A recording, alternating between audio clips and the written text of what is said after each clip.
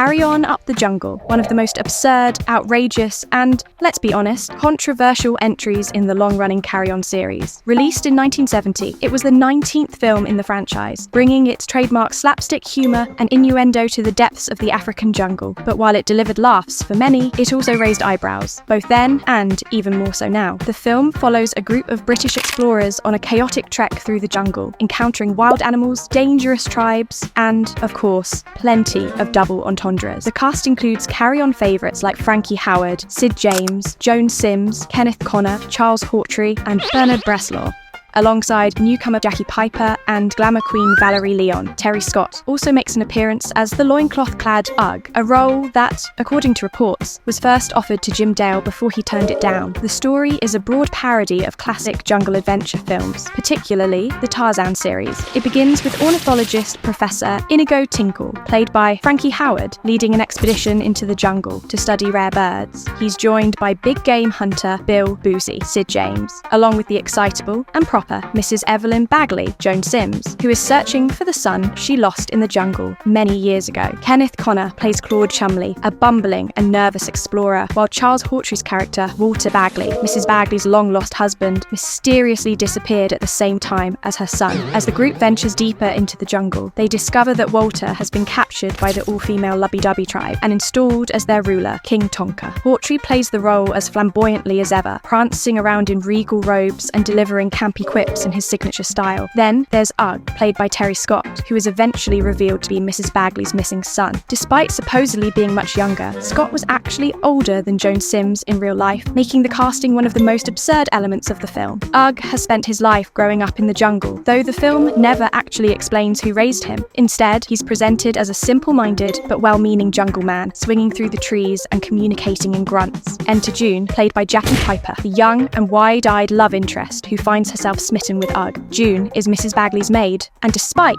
Ugg's primitive behaviour, falls in love with him over the course of the adventure. Their romance is played for laughs, with Ugg's cluelessness providing plenty of comedic moments. Piper would go on to star in Carry On Loving, Carry On Matron, and Carry On at Your Convenience, and her character here sets a pattern for her future roles: innocent, sweet, and thrown into ridiculous situations. But now we come to the film's most uncomfortable aspect: portrayal of the Noshers, a tribe depicted as stereotypical savages with a taste for human flesh. And this is where the film has aged terribly. Also, Bernard Bresslaw, cast as a local guide for the explorers, complete with darkened skin and exaggerated speech. Even at the time, this casting choice was controversial, though it didn't spark quite the outrage it would today. Now, it's considered one of the most problematic elements of the Carry On series as a whole, making the film difficult to watch through a modern lens. Despite these glaring issues, the film does have some classic Carry On humour, with Frankie Howerd delivering his usual brand of campy innuendo, Sid James bringing his roguish charm, and Joan Sims expertly playing the role of the indignant yet determined matriarch. Kenneth Connor adds his signature nervous energy, while Charles Hawtrey's King Tonka is as ridiculous as you'd expect. Piper and Scott's romance provides a lighter subplot, though the absurdity of their pairing only adds to the film's surreal quality. The jungle setting was, of course, entirely artificial. The film was largely shot at Pinewood Studios, with outdoor scenes filmed at Black Park in Buckinghamshire, a location frequently used in Carry On films. As with all Carry On productions, the budget was tight, and the film relied on a mix of cheap sets, stock footage, and rather unconvincing backdrops to create its so-called jungle atmosphere. When Carry On Up the Jungle was released, it performed reasonably well at the box office, though it wasn't one of the franchise's biggest hits. Critics were divided. Some appreciated the usual silly humour, while others found it uninspired and repetitive. Even among Carry On fans, it tends to rank somewhere in the middle. Not a disaster like Carry On Emmanuel, but certainly not a classic like Carry On Cleo or Carry On Camping. Watching it today, the film is difficult to defend in places. While all Carry On films rely on broad caricatures, Up the Jungle crosses into territory that feels more uncomfortable than amusing. The portrayal of African tribes as either dangerous cannibals or scantily clad temptresses is cringeworthy at best, and the decision to darken Bernard Breslaw's skin to play a local guide is especially hard to justify. Then, there's the bizarre casting of Terry Scott as Joan Sims' son. With Scott actually being older than Sims in real life, the mother-son relationship becomes unintentionally hilarious. It's one of those Carry On moments where you just have to suspend disbelief and go with it. Despite its flaws, Carry On Up the Jungle remains an interesting, if deeply flawed, entry in the series. It's a product of its time, filled with the kind of humour that simply wouldn't be made today. For some, it's still an enjoyable slice of nostalgic British comedy. For others, it's best left in the past. So, what do you think? Is Carry On Up the Jungle still worth a watch, or is it too outdated to enjoy? Let me know in the comments, and don't forget to like and subscribe for more deep dives into classic British cinema. Thanks for watching.